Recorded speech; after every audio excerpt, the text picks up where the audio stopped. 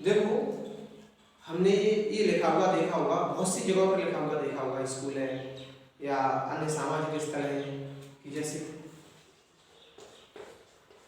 कर्म की पूजा है।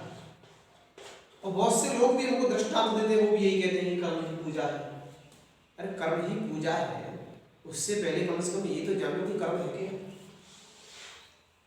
ये तो कह दिया कि कर्म ही पूजा है, और हम जो कुछ भी करते हैं वो सब कुछ कर्म में ही आता है, क्या वो सब पूजा हो जाएगा? एक लाइन और लिखी होती है, वो क्या है कि कर्तव्य का पालन करो।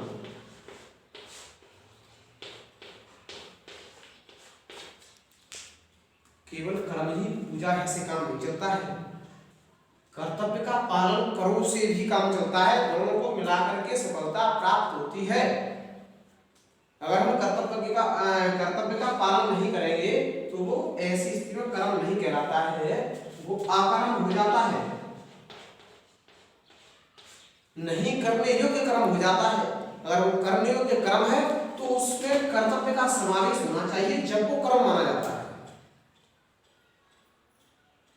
ऐसे तो हम कुछ भी करते हैं, कोई भी असामाजिक कार्य करते हैं, वो भी कर्म हो गया, क्या वो पूजा कहलाएगी?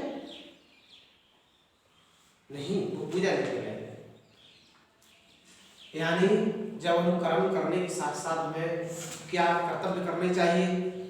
मानवता धर्म का पालन करना चाहिए, दूसरों की सहायता करनी चाहिए, माता पिता है, गुरुजन है, इनके सम्मान का ध्यान रखना चाहिए, किसी की आत्मा को ठेस नहीं पहुंचे इस प्रकार के वचन बोलने चाहिए। ये कर्तव्य का भी ख्याल है। अगर हम कर्तव्य का पालन नहीं करते हैं और केवल कर्म करते हैं तो वो कर्म नहीं कहलाएगा, वो अकर्म हो जाता है। अगर हमको सफलता प्राप्त करनी है, एक अच्छा इंसान बनना है, बड़ा इंसान बनना है, तो उसके लिए कर्म और कर्तव्य दोनों निभाने पड़ेंगे, तुमको दोनों का निर्वहन करना पड़ेगा। जब आप एक सफल इंसान कहलाते हैं।